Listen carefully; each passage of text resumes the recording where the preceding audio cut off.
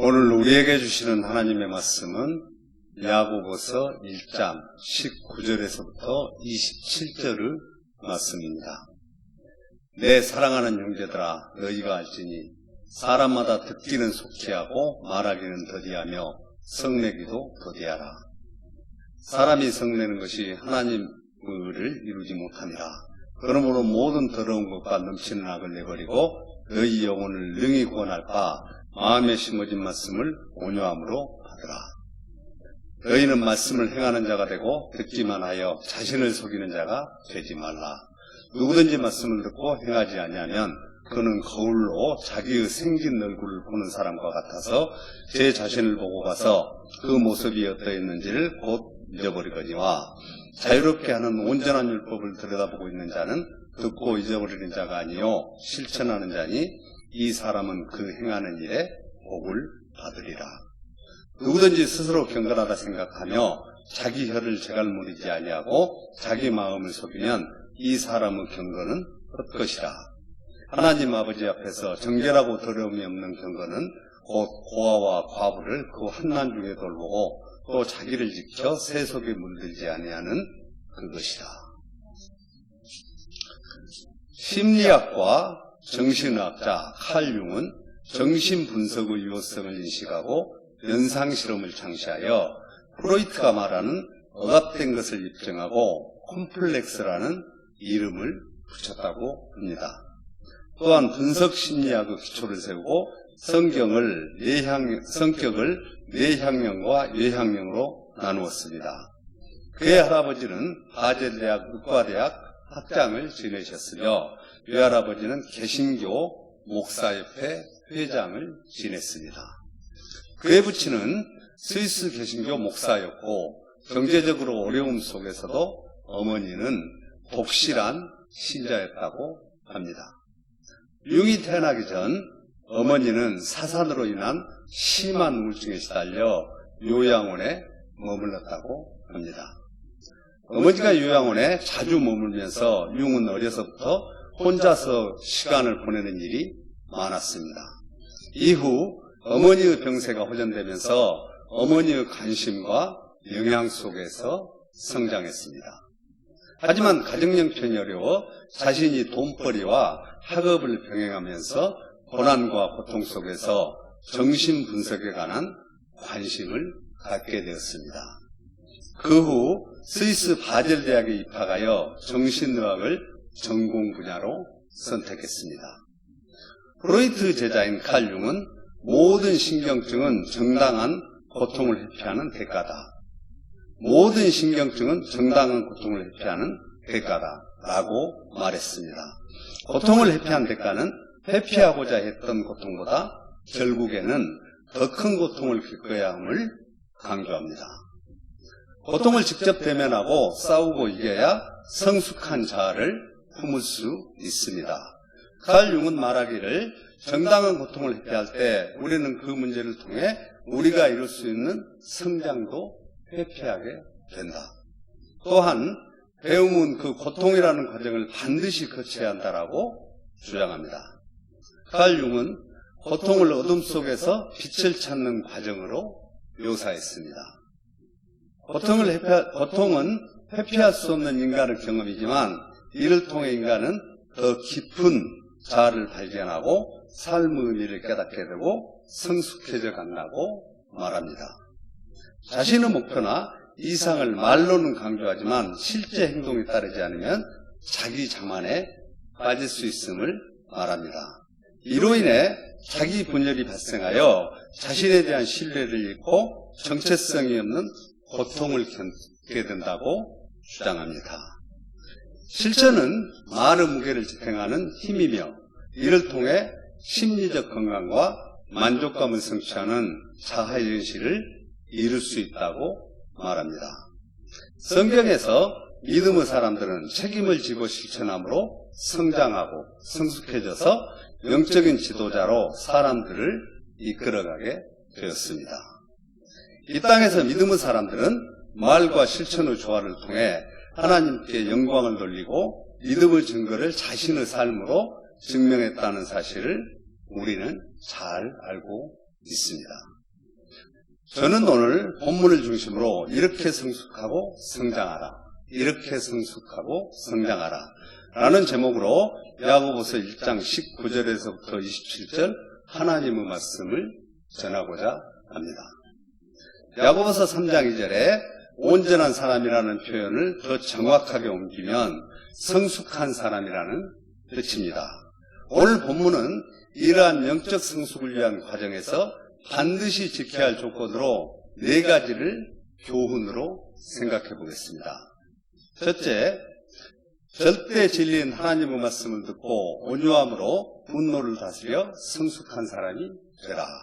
절대 진리인 하나님의 말씀을 듣고 온유함으로 분노를 다스려 성숙한 사람이 되라. 야고보서 1장 19절에 내 사랑하는 형제들아 너희가 알지니 사람마다 듣기는 속히 하고 말하기는 더디하며 성내기도 더디하라. 성경에서 영적 성숙을 말하면서 맨 먼저 분노의 문제를 꺼내는 이유가 무엇일까요? 분노의 지배를 받는 사람은 하나님의 지배를 받을 수 없기 때문입니다.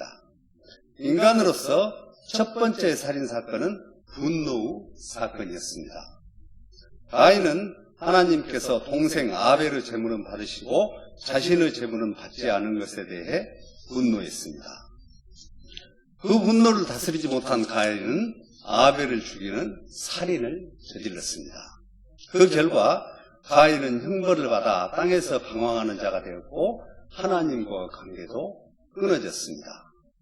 결국 분노를 다스리지 못하면 죄를 낳게 되고 우리를 파멸로 이끕니다. 창세기 4장 7절에 내가 선을 행하면 어찌 낯을 들지 못하겠느냐. 선을 행하지 아니하면 죄가 엎드려 있느니라. 죄가 너를 원하나 너는 죄를 다스릴지니라. 우리는 매스컴을 통해서 자주 이 같은 사례들을 보았습니다.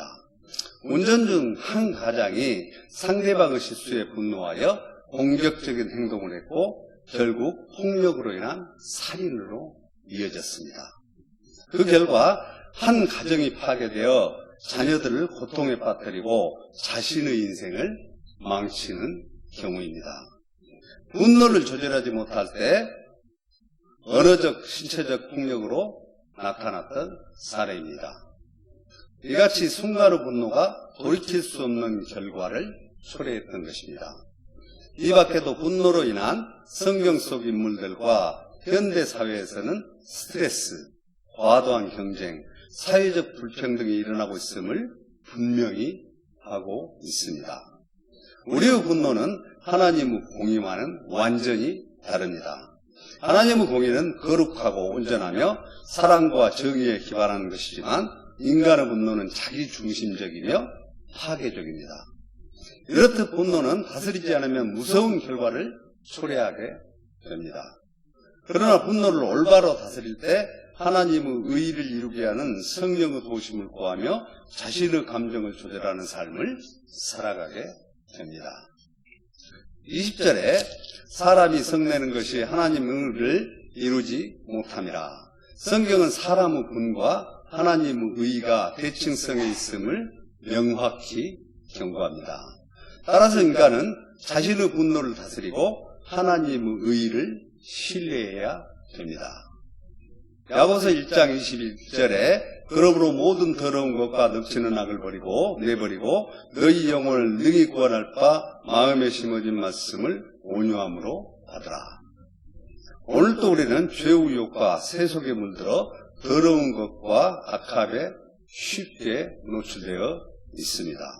그러므로 우리의 영혼을 정결하게 하고 구원의 길로 나아가는 유일한 길은 절대 진리인 하나님의 말씀입니다. 그렇다면 더러운 것과 넘치는 악이란 무엇을 말하는 것일까요? 그것은 우리의 마음과 영혼을 더럽히는 죄악된 습관이나 생각을 의미합니다. 즉 거짓, 음란, 탐욕, 이기심 등을 말합니다. 시편 119편 11절에 내가 주께 범죄하지 아니하려 하여 주의 말씀을 내 마음에 두었나이다 라고 고백합니다. 우리가 죄를 멀리하고 말씀으로 마음을 채울 때 악을 버릴 수 있다는 말씀입니다. 우리를 구원의 길로 인도하시는 하나님의 말씀을 받을 때 심오하고 온전한 마음으로 받아들여야 합니다. 분노하고 남을 미워하는 마음에는 말씀이 심겨지지 않습니다. 그러므로 말씀을 받아들일 때 겸손히 마음을 열고 온유함으로 받으시기 바랍니다. 그리할 때 그 말씀이 뿌리를 내리고 우리의 심령에 단단히 박혀 풍성한 열매를 맺을 것입니다. 말씀을 듣는 것은 위대한 변화의 시작입니다. 그러나 말씀을 듣는 것만으로는 변화가 일어나지 않습니다. 둘째, 하나님의 말씀을 듣고 행함으로 믿음의 열매를 맺는 성숙한 자가 되라. 하나님의 말씀을 듣고 행함으로 믿음의 열매를 맺는 자가 되라. 야고보서 1장 22절에 너희는 말씀을 행하는 자가 되고 듣기만 하여 자신을 속이는 자가 되지 말라. 진실한 그리스도인이 되기를 원한다면 행위와 말씀이 함께 가야 합니다. 말씀을 실천할 때 하나님 앞에 자신의 진실함을 증거하는 믿음의 자료로 공고히 설 수 있습니다. 야고보서 1장 23절과 24절에 누구든지 말씀을 듣고 행하지 않으면 그는 거울로 자기의 생긴 얼굴을 보는 사람과 같아서 제 자신을 보고 가서 그 모습이 어떠했는지를 곧 잊어버리거니와. 야고보는 하나님의 말씀을 거울에 비교하며 우리의 내면과 영적 상태를 드러내는 도구로 묘사합니다.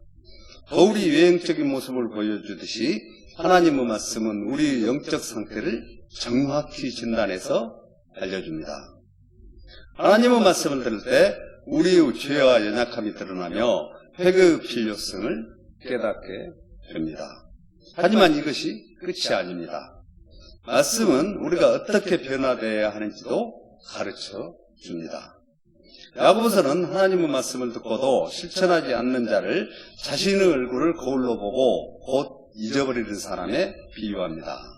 거울 앞에 섰다가 금방 자신의 모습을 잊는다는 것은 무엇을 의미할까요? 이는 말씀을 통해 자신의 상태를 깨닫고도 행하지 않으려는 무관심과 방관을 뜻합니다.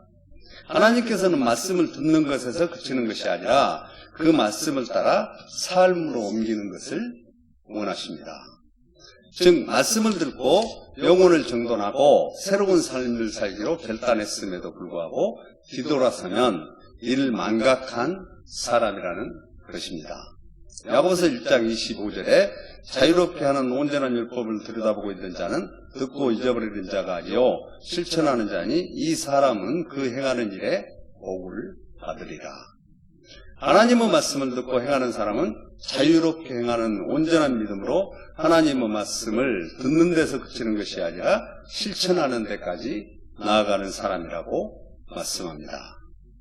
하나님의 말씀을 실천하는 사람은 하나님의 임재를 경험하게 됩니다. 그리고 이런 사람은 복을 받으리라고 말씀합니다.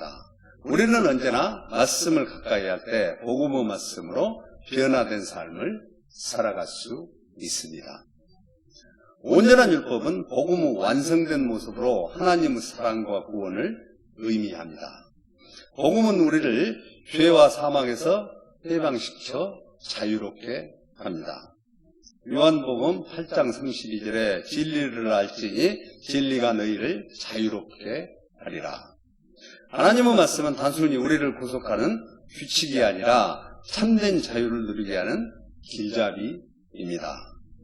죄의 노예 상태에서 벗어나 하나님의 자녀로 자유롭게 살아가는 삶을 주십니다. 하나님께서는 율법을 단순히 외적으로 지키는 것이 아니라 마음의 중심에서 행동함으로 지켜야 한다고 가르치십니다. 마태복음 5장 21절과 48절에 옛사람에게 말한 바 살인하지 말라. 누구든지 살인하면 심판을 받게 되리라 하였다는 것을 너희가 들었으나 그러므로 하늘에 계신 너희 아버지 온전하신 것과 같이 너희도 온전하라. 이 말씀은 우리가 열매를 맺는 것이 아니라 우리를 얽매는 것이 아니라 참된 자유로 인도합니다. 그 자유를 누리기 위해 오늘 또 말씀을 실천하는 삶을 사시길 바랍니다. 참된 신앙인으로 살아갈 때 주님과 함께하는 복된 삶이 될 줄로 믿습니다.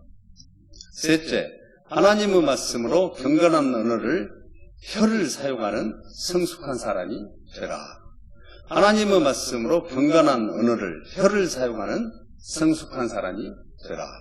야고보서 1장 26절에 누구든지 스스로 경건하다 생각하며 자기 혀를 제갈 물리지 아니하고 자기 마음을 속이면 이 사람의 경건은 헛것이다. 참된 경건이란 자기 혀를 제갈 물리는 것을 말합니다. 말을 할 때는 분별력 있게 하라는 말씀이지요. 사람들은 때때로 자신이 의롭다 생각하여 함부로 말을 내뱉기도 합니다. 타인의 잘못에 대해서는 사사건건 지적하고 자신의 기준에 따라 사람을 섣불리 판단하기도 합니다. 이처럼 스스로 경건하다 생각하며 자신의 의로움에 빠진 사람들은 결코 경건한 사람이 아닙니다. 그들이 아무리 성경을 많이 읽고 기도를 많이 한다고 할지라도 정죄와 비난의 말을 제어하지 못한다면 참된 경건에 이르렀다고 보기 어려울 것입니다. 진정으로 경건한 입술은 자신의 생각과 기준에 따라 남을 비방하거나 스스로 판단하는 말을 함부로 하지 않는 사람입니다. 독일의 실존주의 철학자 하이데거는 존재와 시간이라는 책 속에서 말이란 인간 존재의 집과 같다. 말하는 것을 보면 그 사람의 인격과 삶과 존재를 다 알 수 있다는 뜻입니다. 무심코 던진 한마디 말이 누군가의 마음에 상처를 입힐 수도 있다는 사실을 고려하여 언제나 말을 신중해야 합니다. 야고보서는 이와 같이 자신의 혀를 제갈 물리는 사람을 경건한 사람이라고 말씀합니다. 넷째, 어려움 당한 이웃을 돌아보는 성숙한 사람이 되라. 어려움 당한 이웃을 돌아보는 성숙한 사람이 되라. 야고보서 1장 27절에 하나님 아버지 앞에서 정결하고 더러움이 없는 경건은 곧 고아와 과부를 그 한난 중에 돌보고 또 자기를 지켜 세속에 물들지 아니하는 그것이라. 진정한 경건과 성숙된 모습은 삶으로 이어져야 합니다. 야고보서가 강조하는 것은 믿음은 행함임을 거듭거듭 명령하고 있습니다. 고아와 과부, 어려운 이웃을 돌보는 것이 자신을 지켜 세속에 물들지 않고 정결하고 더러움이 없는 경건이라고 말씀합니다. 진정으로 성숙한 사람은 혼자만의 신앙에 빠져 고립되지 않습니다. 주변의 어려운 이웃들을 위해 그리스도의 사랑으로 돌봅니다. 오늘날에도 고아와 과부처럼 가난하고 어려운 이웃들이 우리 사회 곳곳에 있음을 볼 수 있습니다. 현대사회는 과거보다 절대적인 부유량은 훨씬 늘었을지 모르나 빈부의 격차는 여전히 변함없이 존재하며 오히려 불우한 이웃들의 모습은 더 다양한 형태로 나타나고 있습니다. 태어나자마자 부모에게 버려진 아기, 어린이 학대와 가출 청소년, 독거노인, 노숙인, 사회생활을 홀로 해낼 수 없는 장애인 등 사회적 약자들은 여전히 존재합니다. 우리는 이러한 돌봄을 필요로 하는 이웃들에게 손을 내밀어야 합니다. 이들에게 예수 그리스도의 사랑을 전하며 구제함으로 실질적인 도움을 베풀어야 합니다. 요한일서 3장 17절부터 18절에 누가 이 세상의 재물을 가지고 형제의 궁핍함을 보고도 도와줄 마음을 닫으면 하나님의 사랑이 어찌 그 속에 거하겠느냐. 자녀들아, 우리가 말과 혀로만 사랑하지 말고 행함과 진실함으로 하자. 성숙한 그리스도인은 자신을 지켜 세속에 물들지 않는 것입니다. 우리는 죄로 가득한 세속에서 자신을 지키는 것을 평생 과업으로 삼아야 합니다. 이와 같이 세속으로부터 자신을 지킨다는 것은 참으로 어려운 일이지요. 로마서 12장 2절에 너희는 이 세대를 본받지 말고 오직 마음을 새롭게 함으로 변화를 받아 하나님의 선하시고 기뻐하시고 온전하신 뜻이 무엇인지 분별하도록 하라. 이것이 하나님께서 우리를 불러 하나님의 자녀로 삼으신 이유입니다. 우리의 힘과 노력으로는 쇠소고 죄와 싸워 승리할 수 없습니다. 하나님의 은혜 아래 거할 때 우리는 쇠소고 죄를 이길 수 있습니다. 경건한 성도는 예배를 사모하고 날마다 성령 충만을 구하시기 바랍니다. 그리할 때 하나님의 은혜가 우리의 심령에 나날이 채워질 것이며 세속에서 승리하며 하나님께 영광 돌리는 삶을 살아가게 될 것입니다. 이제 오늘의 말씀을 갈무리 보겠습니다. 이렇게 성숙하고 성장하라는 제목으로 4가지 교훈의 말씀이었습니다. 첫째, 절대 진리인 하나님의 말씀을 듣고 온유함으로 분노를 다스려 성숙한 사람이 되라. 둘째, 하나님의 말씀을 듣고 행함으로 믿음의 열매를 맺는 성숙한 사람이 되라. 셋째, 하나님의 말씀으로 경건한 언어를 사용하는 성숙한 사람이 되라. 넷째, 어려움 당한 이웃을 돌아보는 성숙한 사람이 되라. 우리는 이 말씀을 통해 그리스도인의 참된 삶이 무엇인지 알게 되었습니다.